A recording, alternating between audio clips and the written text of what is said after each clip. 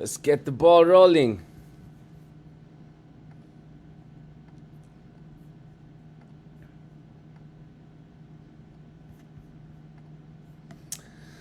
Ayan na, kamusta kayo dyan, hindi lang kameta, mga kasing simpleng tao natin na kameta. Kamusta naman kayo dyan?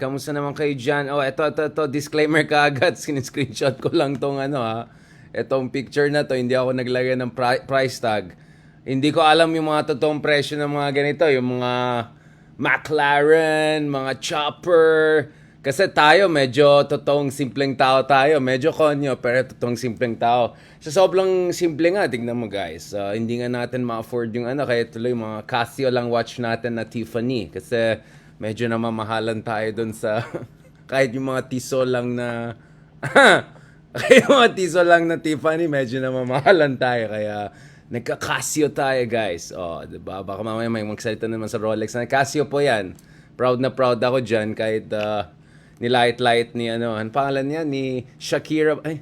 Si Shakira ba 'yan yung nilait niya na pinalitan daw yung Rolex sa Casio dahil nung inano siya ni Pique. Ito. Baka naman. Baka kung medyo mas simple na tayo kahit mga tiso-tiso lang na Tiffany, baka ma-afford natin. But anyway guys, marami tayong pag-usapan today. Kasama dyan, and my goodness, di ko talaga kaya itong bansa natin. Marami tayong pag-usapan na mayor na simpleng tao. Balikan pa natin isa pang mayor, yung minamahal natin mayor na malapit na ma-ICC. Ayan, si Mayor BMW naman. Yan, pag-usapan natin si Mayor BMW afterwards. Balikan natin yung motorcycle niya na BMW. Social yan si tatay. Hindi ko na alam yung sinusunod niyang watch, pero alam ko yung, hindi naman siguro Casio. Pero BMW yung bike niya. Pag-usapan natin guys sa itong mga simpleng tao na mayor. Mayor, chopper lang para sa bayan. Talagang the more na may interviews dito, the more na hindi natin alam kung ano nangyari. By the way, pag-usapan din natin guys ito. Meron din tanong. Tuloy, baka may nagalit dyan. I-lock natin yung door. Saka comment sa chopper. Pag-usapan din natin guys, itong latest pardagulan na nangyari sa Senado because obviously we have to get to the bottom of things as far as the Senate is concerned mga kameta. As far as the Senate is concerned, Chis Escudero has brought out the white flag. Syempre tapos ng laban pero mukhang si Zubiri ayaw tantanan. Talagang ang nilalabas ni Zubiri na siya ang biktima ng encroachment. Ang technical term dyan is executive self-aggrandizement. Yan, medyo gumagamit tayo ng political science terms, no? Yung mga referee natin sa journal articles. Yan, guys. Ito, para sa bayan to, para sa bayan. Pag-usapan din natin ng Senado. First of all, we have to get to the bottom of the facts, no? I think maraming tao nang nagsispekulate bakit tinanggal si Zubiri. Obviously, Zubiri's version of reality, okay, I'm not saying hanash lang yan, pero it's complicated, right? I think naka-strike 3 na siguro siya, kaya na ganyan na siya. But we have to look at the composition ng mga tao, 15 senators na bumoto essentially against him in favor of the alternative in the case of Chis Escudero. And then let's try to balikan natin si Chis Escudero ng konti at saka yung kanyang positioning. And let's see what is going to be the direction of the wind. And then i-connect natin ito guys sa 2025 elections because obviously pagdating sa lower house guys, mukhang malabo na mapunta sa opposition anytime soon, whether real opposition or fake opposition. But in the Senate, the situation is quite interesting. And if Chis Escudero remains as the Senate President after 2025 elections, then we might see a very interesting situation if the DDS camp does very well, no? So balikan natin guys mga yan, no? So very very interesting itong development sa Senate. I'll give you an overall explanation of what happened in the Senate and what are the things you have to look forward to at saka ano implication na itong leadership change. But before that guys, balikan natin ito. Okay, again hindi sa akin yung na screenshot ko lang yan kasi naghahanap ako ng yung price ng McLaren at saka pero yung ginawa ni sige, mamaya na lang. Si Jonathan Morales. Pag-usapan natin si Jonathan Morales mamaya. Wait, may Miss Philippines Universe? O, sige, tapusin natin yan bago dumating sa Miss. Huwag niyo muna ako iwanan. Mamaya na yung Miss Universe na yan. Okay, ito. Nasaan tayo? Ito. Okay. Ito na guys, nagkaroon ng interview ang minamahal yung paborito niyong mayor na hindi si Tatay Digong, pero ito si Mayor Alice Go. Alice Go. I hope I'm getting right the pronunciation. Ito. So, nagkaroon ng interview recently, or at least lumabas yung latest interview. At dito sa interview, tinanong siya kung medyo nagkaroon ng konting tanong, kamusta ang dyan? Kamusta ang kalakaran dyan? Musta? Akala ko pa naman dun sa interview magkakaroon ng update dito sa yung mga documentos na hinahanap, saan pinanak, bakit late yung birth certificate, bakit hindi niya alam na saan eskwela niya, sino yung mga bakit wala siyang license na home schooling, tutor, bakit medyo, ang dami mga missing links, diba? At obviously, kinoconnect ng ibang tao ito dun sa issue ng potential espionage or influence operations or potentially also dun sa situation sa Cagayan. Again, I don't want to jump into conclusions dahil ayoko rin yung racism, yung xenophobia, mali rin yan. So, we have to be careful about it. But at the same time, hindi naman tayo bobo, di ba? Bababa tayo, katulad ng sinabi ng isang magaling na senador, di ba? Na gusto naman maging Senate President, yun lang, walang bumoboto sa kanya, tuloy nila yung Senate President. Anyway, ito guys, so kanina may exclusive interview na lumabas from Bamban Tarlac Mayor Alex Go, kung saan kinausap siya, tinanong siya. Syempre, obviously, alam natin pagdating sa Pogo, alam niyo naman mga kwentong Pogo, di ba? Kung nagpaparent daw ng bahay sa Pogo, cash ka agad. Cash! Alam mo yung mga yung mga kabalikbayan na medyo may konting malaki-laki yung pension sa Amerika, tapos pagpasok sa Pilipinas, pag tinanong, pag magsha-shopping sila doon sa mga kamag-anak nila, magpakitang gilas. Ano gusto mo? Yan, ganito. Tapos tatanong doon sa sales lady, makano yan? 50,000. Sige, cash! Ganon. Makano yan? 200,000. Sige, cash! Yung ganon. So medyo may pagkaganon ang vibes, di ba? Pag medyo pogo, cash agad, di ba? Gusto magrenta ng bahay mo ng 10 taon, 10 taon, well, at least, pwede rin siguro 10 taon, pero kunyari, 2 taon, 1 taon, cash! Tapos, yung kwento sa akin, businessman na big time tong mga to, na may businesses in the north of Philippines, hindi ko na sasabihin sino, pumupunta doon sa kanilang opisina at sabi nung itong mga medyo malapogo na gagawa daw sila ng resort tourism, ganon, tapos maglalagay daw ng sako-sakong pera na ganon, tapos cash, ganon. Pero nakita niya to, parang ayaw kawakan yan, baka mamaya may dugo-dugo pa yan, or kung may buhok ng tao yan, alam mo yung mga ganon, yung mga sako-sako ng cash, tapos pag may konting dugo, may buhok ng tao, hindi mo alam ano nangyari, di ba? So yun, cash. So dahil allegedly may pogo angle, of course, ang naging tanong bigla ngayon is luxury. At tayo naman guys, simpleng tao lang naman talaga tayo, hindi naman tayo nakapag Ferrari, McLaren, ganoon. Baka hindi ko pa alam po yung mga yung mga mayayaman diyan na Farmali, Lamborghini boys, booyakasha, yung mga ganun. Hindi po, Casio lang yan, hindi yan Tissot. Simpleng tao ko, medyo namamahalan tayo sa Tissot. Although maganda yung Tiffany nun. Anyway, tinanong si Mayor Go, kasi may nagtanong. Yun nga naisip ko, ang primary kasi concern natin dito is establishing identity. Pero mukhang yung iba, nanganak yung issue, napunta na sa luxury issue. Tinanong siya, dito sa alleged 33 million pesos luxury car, no? Okay. Casio po yan. Ni-lifestyle check din na.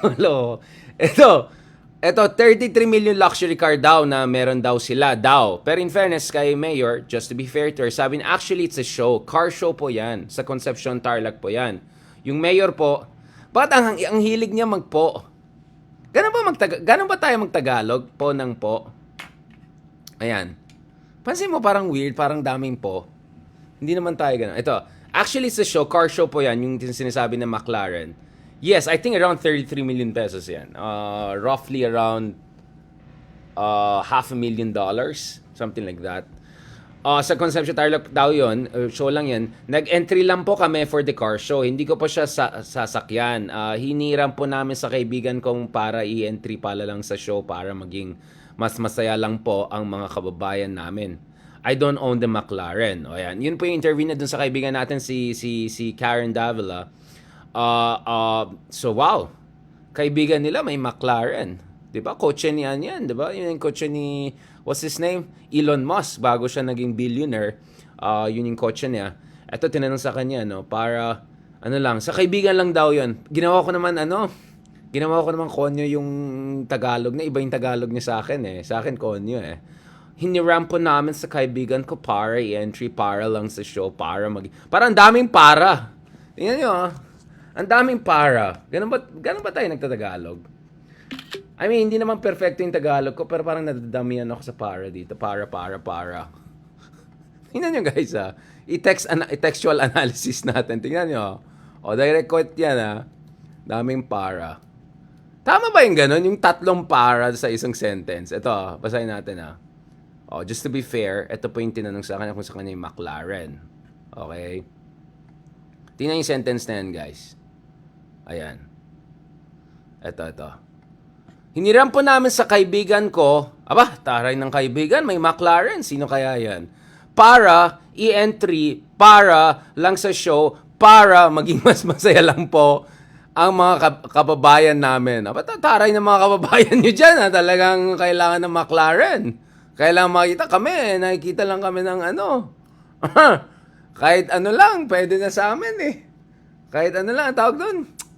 Yung Subaru lang na sport na 2 doors, pwede na sa amin. Matuwa na kami, titingin-tingin kami ganun. Ako nga, di ba, meron kayo nakitang video na ginawa ko dun sa Nissan, yung GT. Hanggang ganyan lang kami. Nissan pa lang dyan sa Ginza sa Japan. Na-impress na tayo, video tayo. Ito mga to, McLaren talagang kailangan. McLaren, taray. Pero di ba, parang daming para. Okay, anyway. So, in fairness, nag-deny naman siya. Ito of course, nasa konteksto na in cahoots daw siya sa mga POGO or Philippine Offshore Game Operations. Dapat ang tawag na sa POGO ay China Offshore Chogo na. Dapat KOGO, diba? Kasi purong galing sa China yung mga POGO na yan Hindi po ganun ka-powerful. Ayan. Hindi lang naman ganun ka-powerful daw. Ako po ay isang simpleng mamamayan. Ako po ay isang second-class municipality lang po. Wala pa akong ganon kalaking connection. Taray, second-class municipality, pero kailangan ng McLaren para ma-entertain ng mga tao. Medyo ibang klase yan So akalain nyo guys, pag first-class municipality yan, ano bang mas mataas sa McLaren? Parang pinakamataas na yung McLaren Parang mas social pang McLaren. Actually, sa totoo lang sa Lamborghini at saka Ferrari Ano pang mas mataas sa McLaren? Diba? Simpleng tao lang. Ito ang pinaka-favorite kong part. Simpleng tao lang. Simpleng tao lang po. Yan. Mahilig talaga sila sa mga simpleng tao. Yan. Simpleng tao lang po. Kaya McLaren lang kami sa second. Pero ito guys, dito talaga. Dito na kunin natin, panoorin natin yung video. Kasi parang nabibitin ako sa sa text lang. Parang gusto ko siyang Rolls-Royce? Ay, oo nga, Oo nga, yung Rolls-Royce na pinangako ni MBS, yung Crown Prince ng... Naalala niyo guys, yung nanalo ng Saudi Arabia sa Argentina? Yung tinalo nila sila Messi. Tapos pinangakuan sila ng taga-isang Rolls-Royce. Anong pangalan ng Rolls-Royce na yan, yung edition na yan? Parang alam ko yun multi-million dollars yan. So, mas mahal pa dito sa McLaren. Mga 100 million pesos siguro. Tama. Napakagaling talaga to ng itong mga kasama natin dito. Pare, hanggang Subaru, lang kami. Nissan, GT lang, natutuwa kami. Tuloy, binash-bash ako ng mga Aleman kong kaibigan. Sabi nila, how is that the best, sports car? Siyempre, para sa kanila, Porsche, mga ganun, di ba? gusto ko sabihin, for poor man, di ba? Dun sa mga taga-probinsya lang katulad namin, yung GT Nissan pa lang, impressed na kami. Okay, fine. I'm not gonna be pretentious na ano. Yes, I've seen McLarens and even higher than that abroad, okay? Rolls-Royce 500. Hindi, $1 million yung Rolls-Royce, yung isang edition. Yung pinangako ni MBS dun sa Saudi team, na taga-isa silang Rolls-Royce dahil nanalo sila sa Argentina. Tapos the next thing we know, purong talo na sila after that. Kasi nakuha na nila yung gusto nila. Ito, Saudi Arabia. Ano yan? Rolls-Royce. Gift. World Cup, di ba? Yung edition na yan, sobrang mahal yun eh. Tapos may bling-bling pa yan, oh. Ayan, yan. Oh, Phantom. Yun, Rolls-Royce Phantom. Phantom. Yun yung edition na sinasabi ko, guys. Ito. Ito yung sinasabi ko. Rolls-Royce Phantom. Yan. Ito, guys. Rolls-Royce Phantom. Ito, mas mahal pa to. Kasi nakita ko to, guys. Hindi sa totoo lang. Nakita ko lang sa $6 million yung isang version na meron pa siyang parang kitchen sa likod. Pag ilabas mong ganun, automatic lalabas ng kitchen ng ganun, tapos bubukas siya ng ganun. Yung talagang pang royalty talaga. So yun, eto mas mataas pa to, in fairness naman. So siguro guys, pag hindi na second class pag first class na siya, first class municipality, baka kailangan natin ng Rolls-Royce para matuwa mga tao, di ba?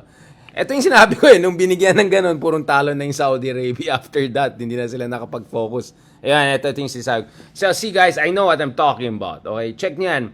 Rolls-Royce Phantom, especially yung special edition. Ako, million yan. Dolyares hindi Philippine pesos. Ayan, okay. So, so baka yun lang. Kasi inisip ko, ano kaya mas mataas sa McLaren pag hindi ka na second class municipality para matuwa din yung mga taga first class. Kami nga Baguio, first class, hindi lang first class, di ba? Major city kami, pero sabi ko hanggang Subaru lang kami, natuwa na kami. So, subalit, panoorin na, hindi ko kaya to pare, ibang klase to Kailangan natin panoorin to. Alright, ito. Alam ko yung TikTok dahil ano gagamitan naman ng excuse lang para i-shutdown na naman video. Yung last time, pinainit nila yung TikTok natin. Nung kinausap natin si Justice Carpy Bar or something, pinag-usapan natin West Philippines, bigla nila pinainit yung talagang di ka makalusot sa akin. I'm getting all of these evidences. Wala. Pag naka-hearing na sa Senate, bahala na kayo dyan. May vlog si Mayor Go. Ito, Mayor Go Karen Davila. Yan, ito talagang ibang klase. Pero nakita niyo lumabas na rin yung picture ni BBM. Wait lang. Si Baby M. Yan, pati si BBM, na rin siya. Lumabas na yung picture. Lahat ng mga unit team na kasama ni Mayor. Ayan. Lahat ng mga unit team na kasama ni Mayor, ayan. Tuloy, yan kasi. Unit team ka kasi ng unit team, Bongbong Marcos. Tuloy. Ito. Mamaya ko na i-post yung highlights. Taray. Ito ba to? Wait lang guys Ayoko ma-copyrights. Mahirap ma-copyrights tayo. Gagawa na naman ng kwento ito. Di gusto ko talaga Pero ito, verbatim nilagay ko na dyan Nangyari. Hindi ko po niya. Kailangan mo malaman sino. Medyo nag-drop. 14 years rin. So, ang litang ay yung kapit ka. In fact, dal mo sa saan yung McLaren part? Saan yung chopper? Gusto ko ilabas yung chopper Nasaan yung chopper? Napa-BBC pa nga tong kwento na to Saan yung highlight tingin sa akin nung partner po niya. Yun, nakuha ko na. On hot copy this morning. Wait. Chopper, yan. Para naman fair, dapat makita natin mismo yung Saan yung highlight? Saan yung highlights? Ayan, ito. So, wala kang McLaren. Walang nakatago sa garahe. But do you own a chopper? Yes, ma'am, I own a chopper. So, why would you own a chopper? Kasi yan 19? Sorry Oh my- ma'am, di ko pa masyado maalala My yung chop. exact na date po. Ayan na naman. Gusto ko po gawin negosyo. Ayan na naman. Ako Di po naman kasi eh. ma'am, negosyante po talaga. Wala daw Meron po sa- McLaren pero may chopper. Pero di niya maalala kailan Wala kang exactly. McLaren. Wala Walang akong nakatago McLaren. sa garahe. But do you own a chopper? Yes ma'am, I own a chopper. So, why would you own a chopper? Sabi. 2019? Sorry ma'am, di ko pa masyado Ayan, yung di na naman exact niya na maano. date po. Gusto ko po gawin negosyo. Ako po kasi ma'am, negosyante po talaga. Meron po tayong taxi Oh na naman. by land. Naisip ko po, Of course, pwede rin po guys. yung taxi air by air. Of course, guys. Nagkaroon po ako ng Siyempre, idea sa air taxi. siyempre traffic, di ba? Kailangan nyo mag-helicopter. 75,000 pesos per hour. Oo, The guys. moment na Gandang nag-switch business yan, on no? ka ng engine, O yan. naniningil ka na. Sana all. 1:1 po ang conversion po ng Ganda, ganda. fuel po. Mm. So, naisip mo siya bilang negosyo. Naisip ko po siya ma'am bilang negosyo. Okay. Oh, and negosyo where's lang the pala. chopper today? Kaya okay lang kahit meron ka Binenta aeroplano. ko na po siya ma'am kasi hindi na rin po nagagamit. Oh, hindi At pala hindi nagagamit. po lumabas yung in-expect ko po na magiging possible po na operation. Kailan mo nabenta ang chopper? Nabenta ko po siya this year. Because the reason I'm asking these questions Uy, naalala niya kailan na binenta, ah. has At come least. into question that you live an extremely luxurious lifestyle. Sinabi mo ngayon, simple lang akong tao. Simpleng tao, may chopper. Nakatira nga, in fact hanggang ngayon nga ma'am, nakatira pa ako sa farm eh. Aba? Nakatira pa rin ako doon sa farm Simpleng- namin. Doon pa rin ako nakatira. Nakatira pa rin ako doon sa Oo naman. yung mga ibang kaibigan nakakarating. Oo In fact, naman. bago nangyari to. Oo naman, minsan guys. yung mga ibang At least, alam niya, ayan, oo, kailan niya binenta, oo, tama yan. Okay. Ang ABS-CBN araw-araw nasa pampanta. ako, dumediretso pa ako sa barangay. Yan, guys. Wala Ulitin kang lang natin, ha. Walang nakatago sa Walang garahe. McLaren, But do you own a chopper? pero may Yes chop. ma'am, I own a chopper. Yun! Wala na. That's it. Wala na akong sasabihin. I rest my case. Basta may chopper. Pero simpleng tao. Guys, don't forget may chopper. Pero simpleng tao. Which, by the way, hindi ko naman sinabi na may chopper ito. Hindi ko naman sinabi na may McLaren ito. Pero itong estilo na simpleng tao lang, tapos mayor lang, tapos taga-ano lang naman ako, taga-ano lang, hindi naman kami probinsyano lang kami, yung mga ganon. Guys, naalala nyo, para may kilala tayong mayor na ganon ang vibes dati. At itong mayor na to ay love na love niya ang China. Hindi ko sinabi may relationship dito. Completely unrelated, obviously. Everything is totally unrelated, obviously. Walang relationship whatsoever. Alright?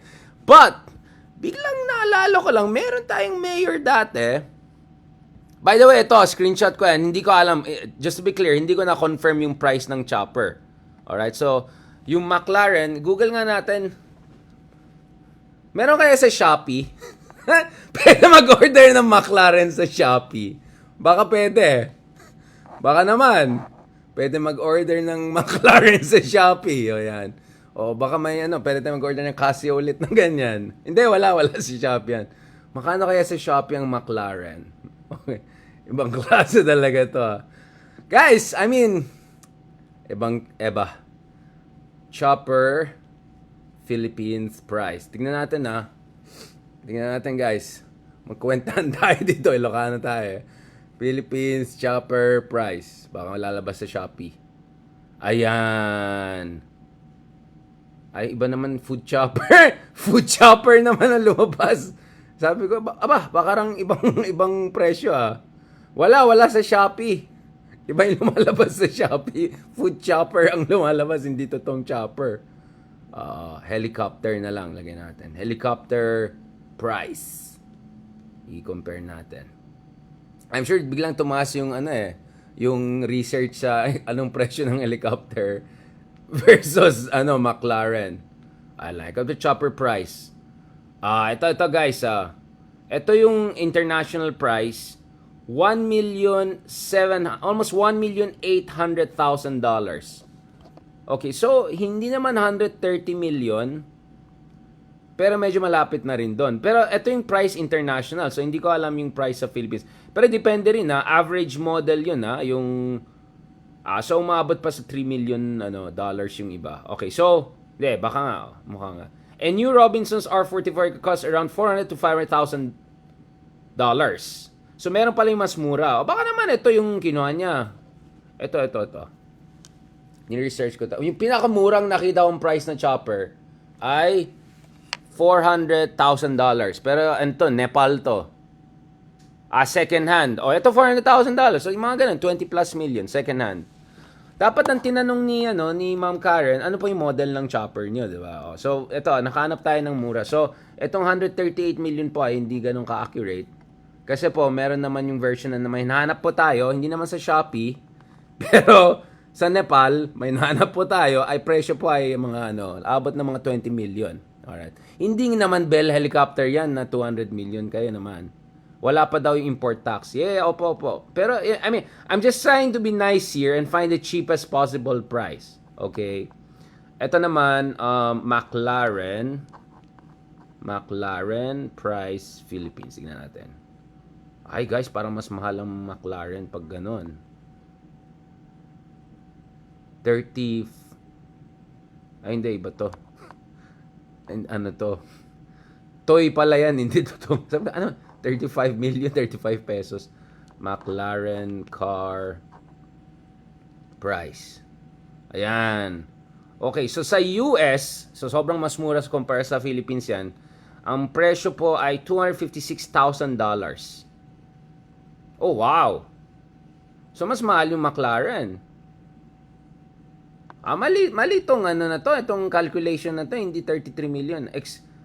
Less kung 602R model. Guys, I'm just being fair here, okay? Ang pinakamurang McLaren na mahanap ko dito sa Philippine kotse is 30 million pesos. Okay. So, actually, ito nga second hand, 14 million lang, nag-feeling mayaman tayo. Ito nakahanap ako, guys, online. Ito, hindi ko alam kung legal pa yung mga to. Ito, nakahanap tayo 30 million pesos, 14. So, kung chopper ka na second hand, maka mas mura pa sa McLaren, guys. Yun lang, tanong ko lang sinong kaibigan na may McLaren. Ito, see, guys, I'm fair. I'm trying to, ito, nakahanap tayo, guys. Of course, second hand to, just to be clear, Second hand nito, ang pinakamurang nahanap ko, na 12,000, tas Hermes pa yung color. Ang ganda ng color, Hermes. Yan. Ayan, nahanap ko, second hand, naka 12,000 na 15 million pesos. So, all the way to 100 plus million. Alright? So, depende anong model ito. Okay. So, pwede pala. Affordable. Affordable pala. Okay. Affordable pala itong McLaren. Kasi, mukhang mas mura pa siya sa chopper. Alright. Okay. Hindi. Mas mura yung chopper na second hand, di ba? Okay. Anyway, di tayo magpanggap na marunong sa mga ganyan. Medyo above pay grade natin po yung mga ganyan presyo. Pero, speaking of this whole simpleng tao na mga ganito, ano model daw? Dapat kasi sinasabi na model. So I'm not sure accurate itong sinasabi nilang price dito na gano'n. Sorry, wala na ako nahanap na ibang ready-made na graphics na pwede i-post ko. So, just to be clear on the record, I'm not confirming yung mga prices na nakita niyan. Ni-repost ko lang yan at makahanap ka ng McLaren actually. Pero 62R yan So, baka may mahanap tayong price na mura sa Shopee. Ayan, 62R price Philippines. Ay, hindi, mahal to. Shucks. $300,000 paling 62R model. Pero sinabi ba na 62R model siya? Ay, mahal to, guys. Yung 62R model, ang mahal pala. Wow. Okay. Hindi, ganun na rin. Tama. Yung tama, na-calculate ko. Okay pala. Sige, kahit kasama yung taxes, sabihin natin 30M.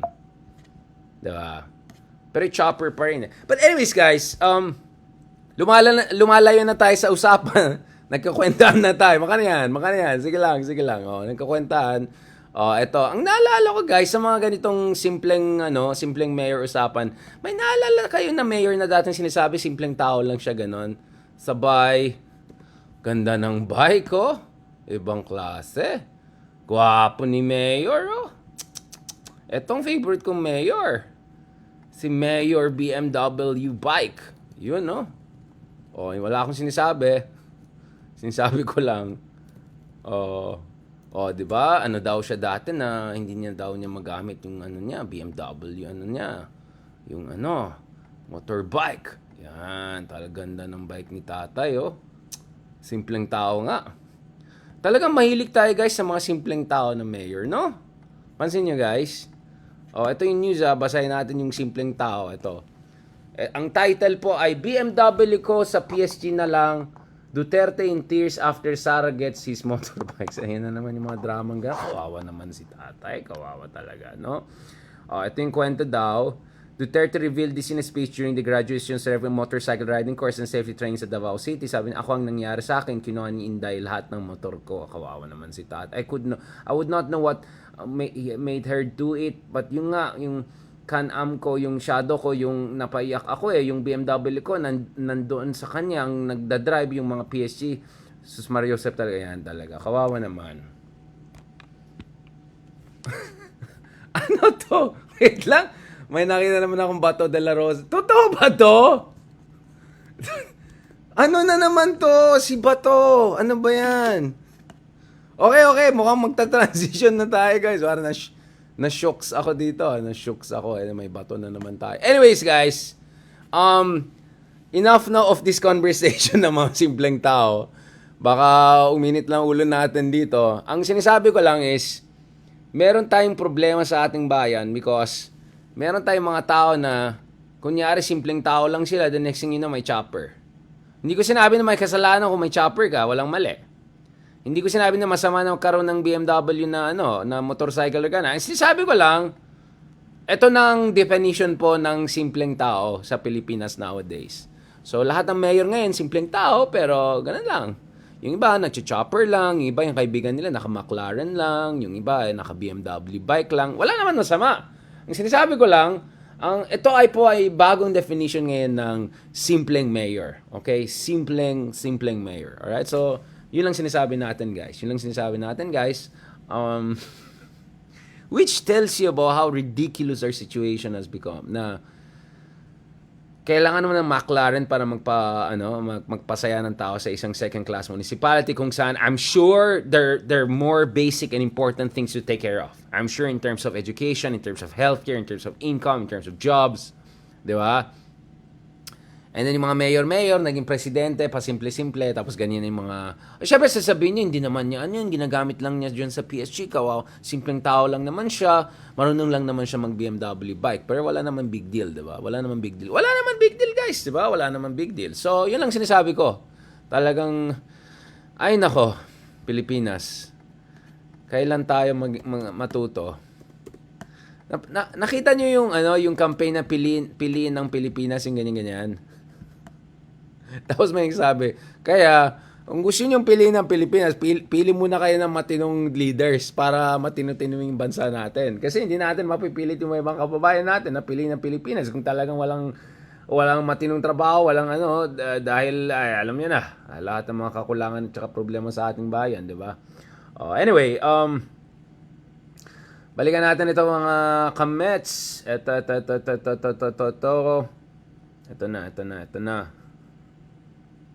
Ito na, part 2. Charan! Okay, dito naman tayo, guys, sa Ayan. May nagtatanong, any plan to get into public service? Hindi ko alam kasi mukhang gusto lang ng mga tao sa public service, yung mga simpleng tao. Hindi naman ako simpleng tao, hindi naman ako maka-afford ng chopper. Hindi naman tayo BMW bike lang sa tabi-tabi, 'di ba? Hindi pa ako simpleng tao 'di ba? Hanggang Casio lang yung natin dito. Okay. Eto, guys, hindi ko alam kung totoo 'yan nung first time ko nakita. Ano to? Ano tong drama ni Totoo ba to? Ni Bato de la Rosa, ganyan na may tsura niya. The Bato School of Totoo ba to? So anyway, obviously, guys, pag-usapan natin itong konteksto ng Senate reshuffle. I think this is an important thing. Ito na. pag-usapan natin itong konteksto ng Senate reshuffle dahil medyo madrama.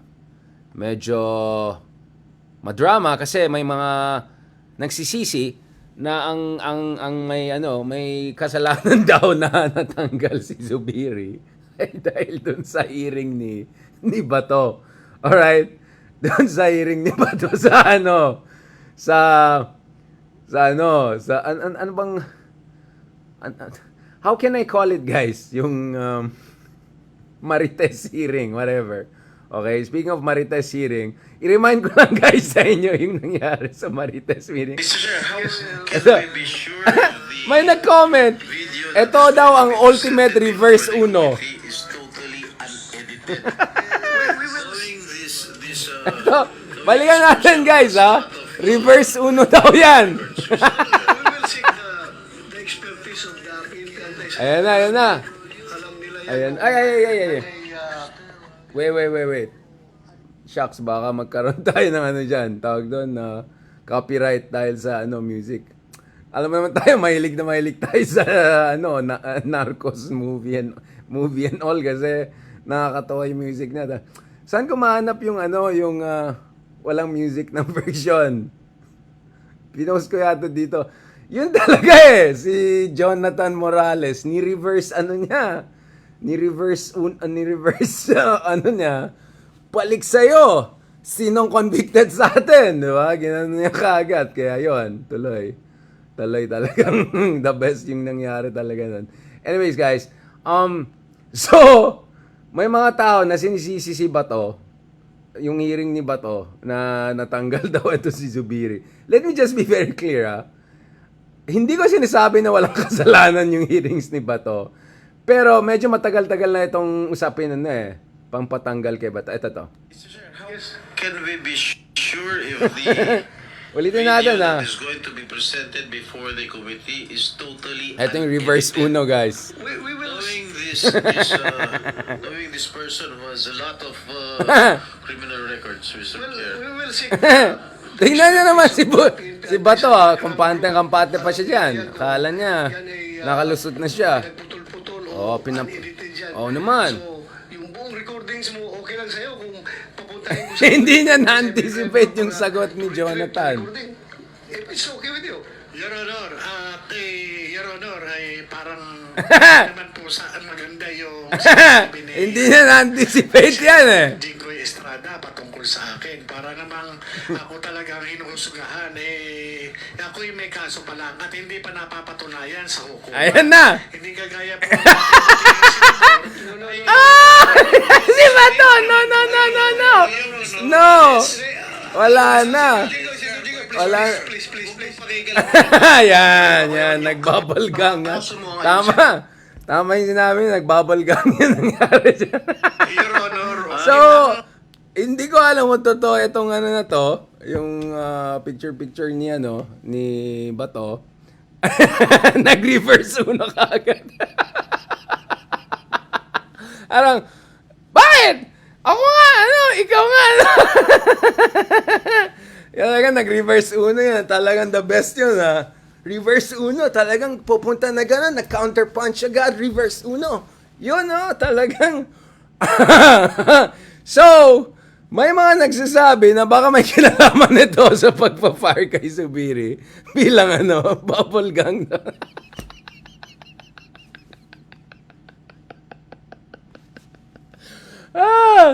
Bubble gang. Grabe naman guys. Grabe naman, bubble gang. Sa kayak ko, napawisan ako Napawisan tayo sa na to. Hindi ko alam kung iyak ako, napatawa tayo. I mean, ibang klase talaga. Oy, wag na ako i-underestimate, May training ako, may ako dyan. Si kuya, nag-reverse punch, reverse uno. Boom! Ganun, that's it. Yeah! Ganun, yun ang Mike Tyson niya. Bubble gang tuloy.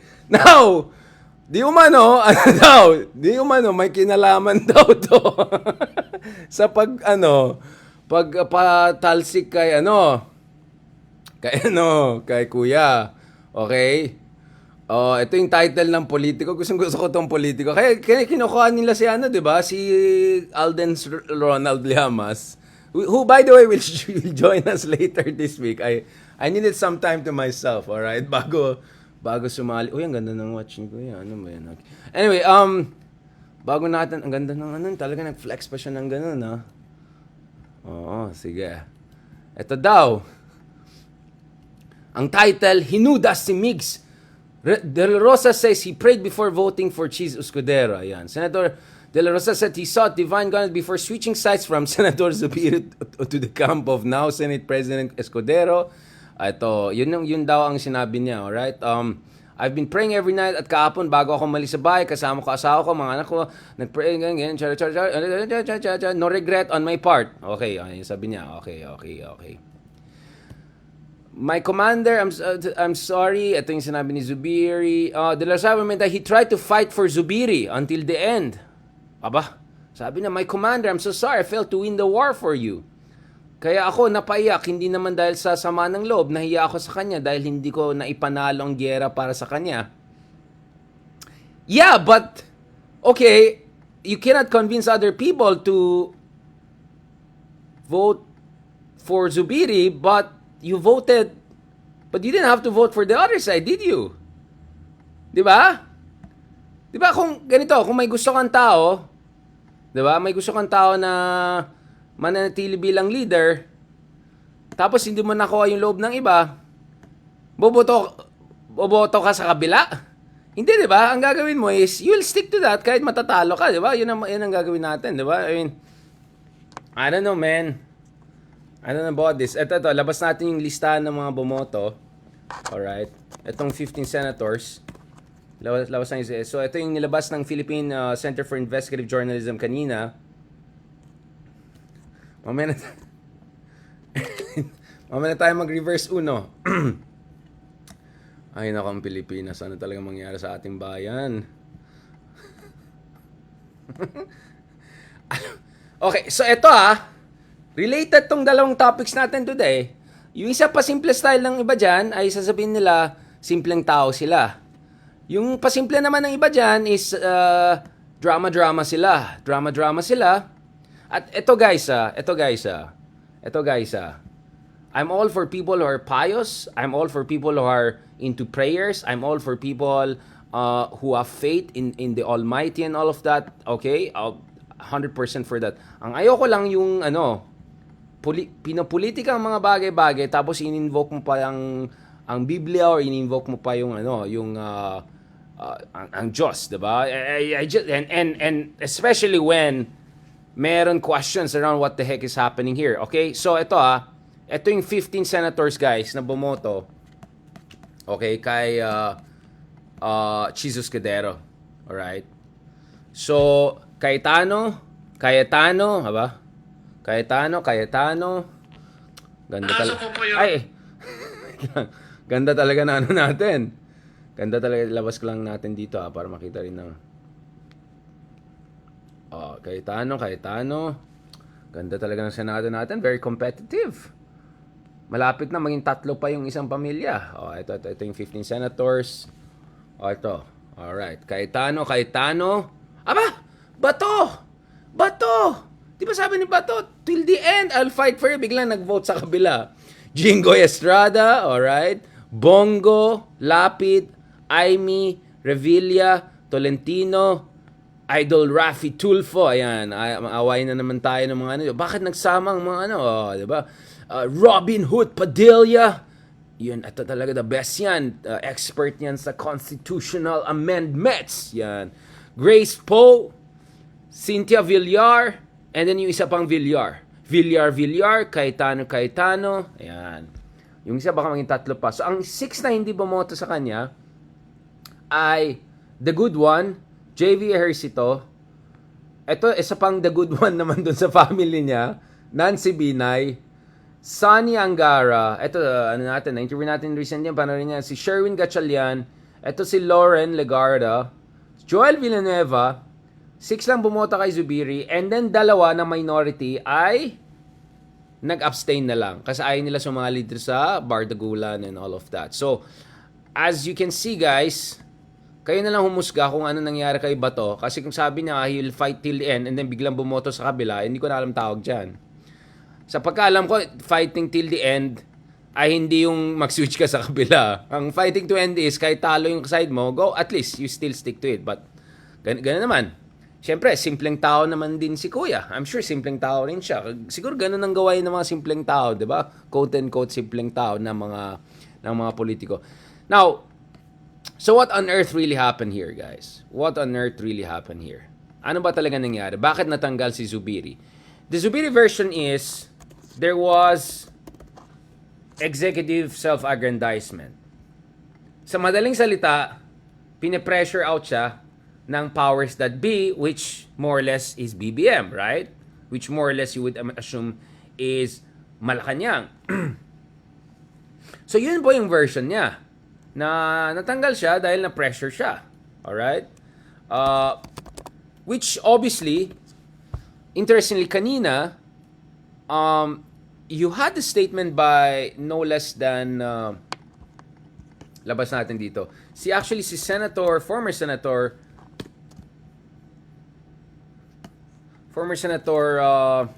wala na, sabaw na. Sorry, 5 a.m. pa ako gising nagtrabaho, guys.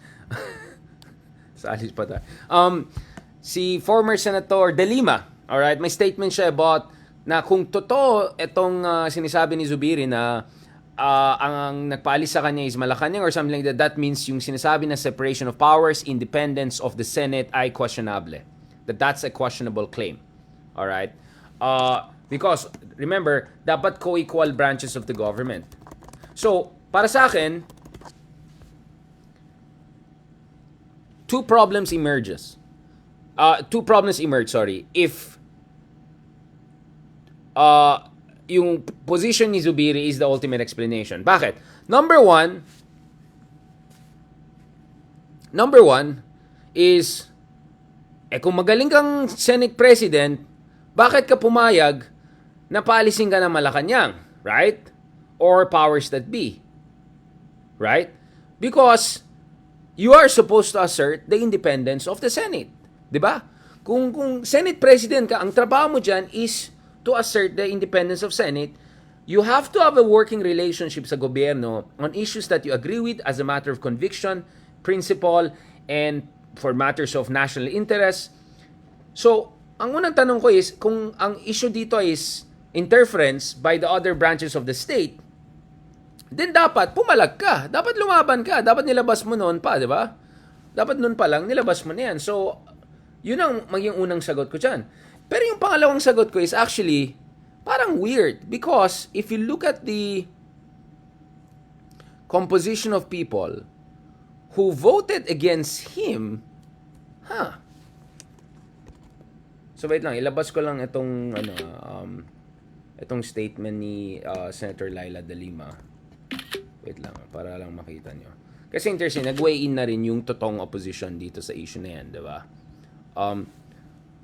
So Senator Laila De Lima correctly emphasized na we should have, in principle, a clear separation of powers, meaning, dapat,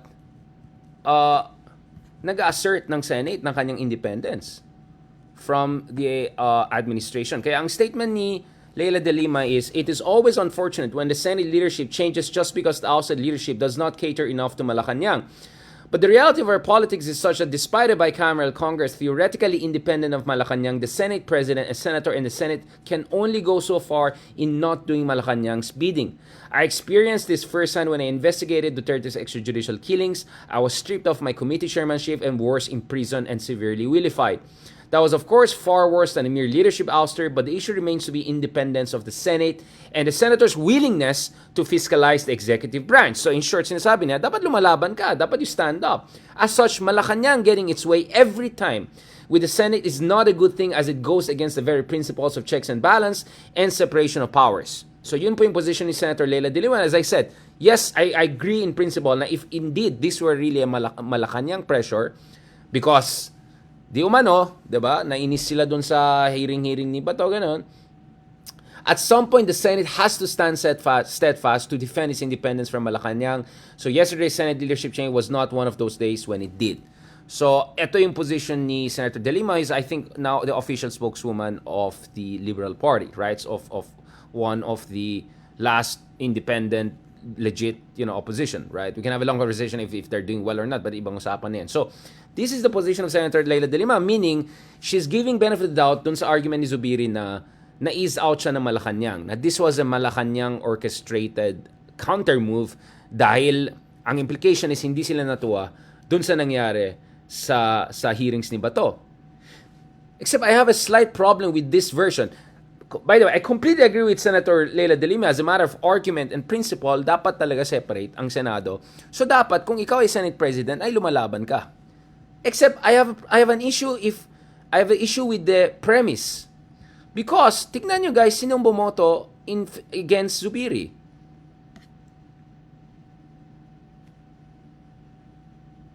Bongo, Bato, Robin Hood, Tolentino, Cynthia Villar. I mean, I don't see these people as key allies of Marcos.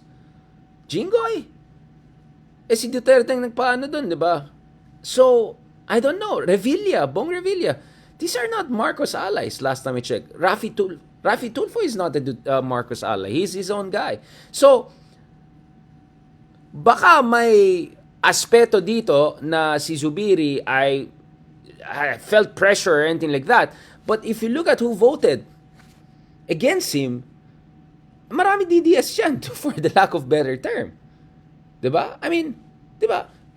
Marcos, hindi naman pro-BBM yan, diba? May alam naman, yung kapatid na, may sariling pag-iisip yan, diba? Lito Lapid is not the key Marcos ally. Definitely not Bongo. Definitely not Robin Hood Padilla. Definitely not Bato. Hello, Bato. Even Bato voted against Zubiri. So, marami ko nakikita dito na pro-Duterte or may mga tao na maraming magandang nangyari sa kanila na paano ni Digong. Including napalaya kahit or kahit convicted. Okay, wala akong sinasabi. Ang sinasabi ko lang, so, medyo I have a problem with that explanation na ito ay Malacanang orchestrated. Now, there's another way to look at it whereby all of this could be correct and not at the same time exclusively correct. Diba? So, ang explanation ko dito is actually, I think, if you look at Mig Zubiri's ouster, it happened in 3 acts. Unang-una, ang isang concern kay Zubiri is parang for some reason, medyo mabagal yung legislative agenda. Medyo hindi umuusad yung mga ibang legislative priorities, including, remember, one of the biggest problems we saw last year was itong issue ng charter change and Chacha. And you saw Zubiri coming out in his way, at least strongly opposing the Chacha and all.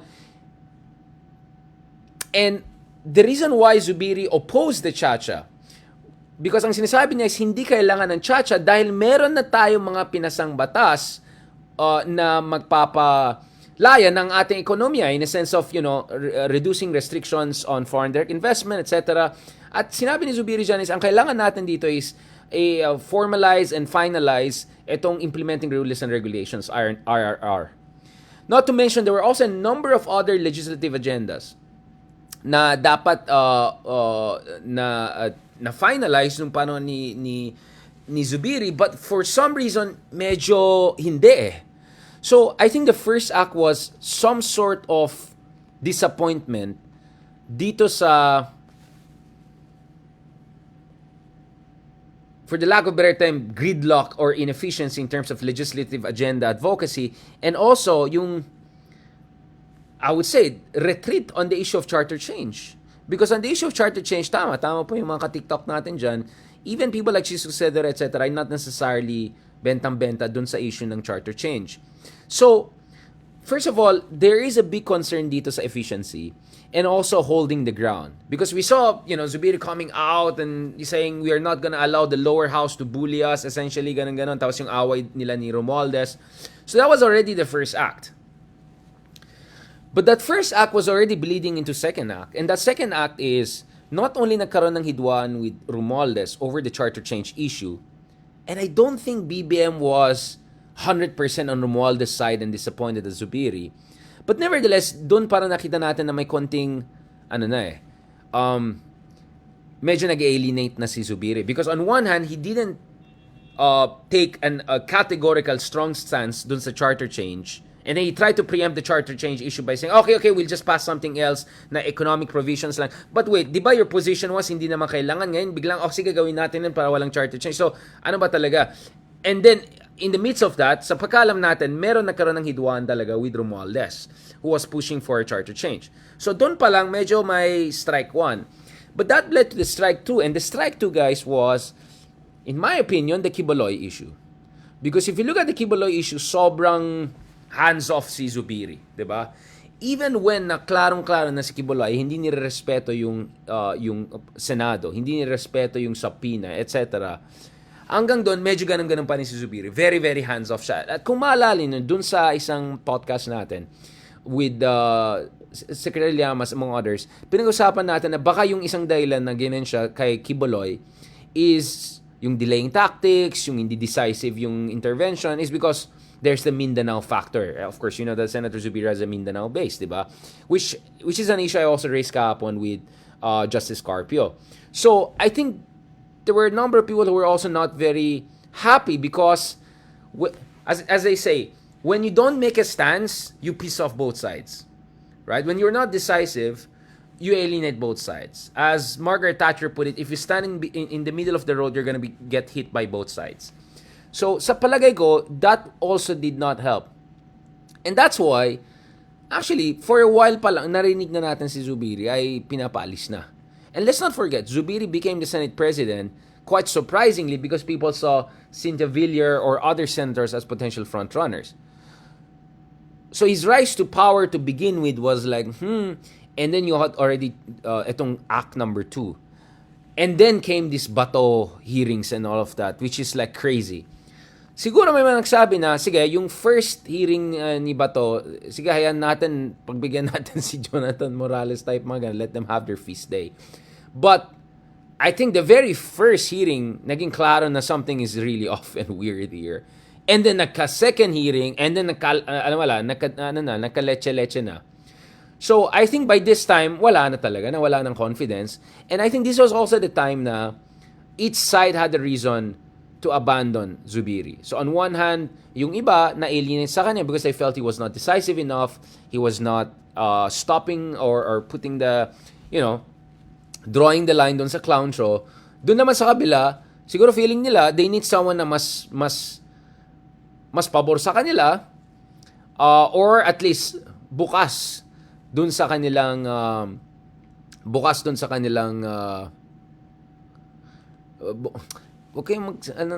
bukas sa kanilang pananaw. And again, I'm not saying, but the thing with Jesus Escudero is that in a way he actually looks like the natural successor because ang tagal na ni Jesus Escudero na sa position of power.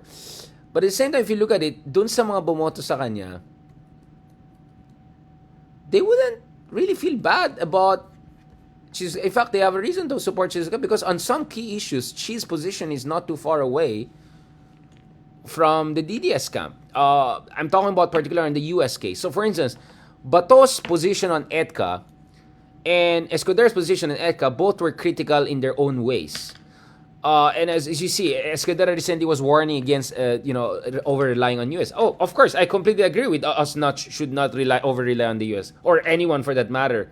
But then again, sana naman pag-usapan din natin ang nangyari sa West Philippine Sea na binubuli tayo, na limited yung options natin, blah, blah, blah. Doon sa EDCA issue, yung mga the DDS camp argument na ito hindi maasahan itong American ito, bakit tayo mag-EDCA? Tapos yung argument niya dapat may rent or something. Hello, hindi nga siya military base kaya nga EDCA siya.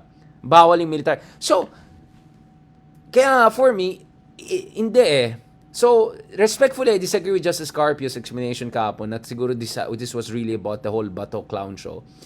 Because in my opinion, I think the Bato clown show was really just a final act.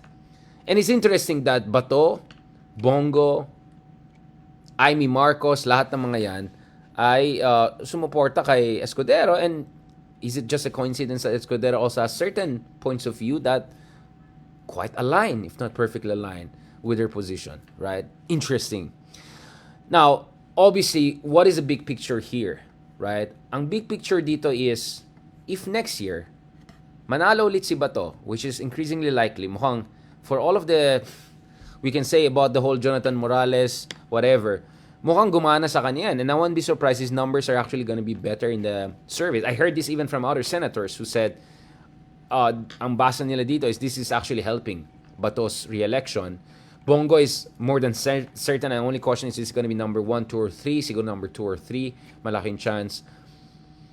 Amy Marcos kind of there, but I think has a pretty decent chance of being in the at least the bottom 6 of Magic 12. So, and then 1 or 2 Dutertes could run. And then if this is the Senate President, I don't know. I mean, you could see already the implications here. Diba? So, this is the big picture, guys. Medyo sabaw na tayo. Sort of 5 a.m. pa tayo nagtrabaho. But balikan natin yan. Let's talk about this more later this week, God willing, with si Secretary Ronald Llamas. Medyo mag-RRL na tayo para we can look at the different aspects of this. And alam niyo naman, very diplomatic ako, kaya I'll leave it to Secretary Llamas to spill the beans and say some of these things. Again, thank you very much mga kameta. Maraming salamat. Maraming salamat na nanonood kayo sa atin kahit simpleng tao lang po tayo.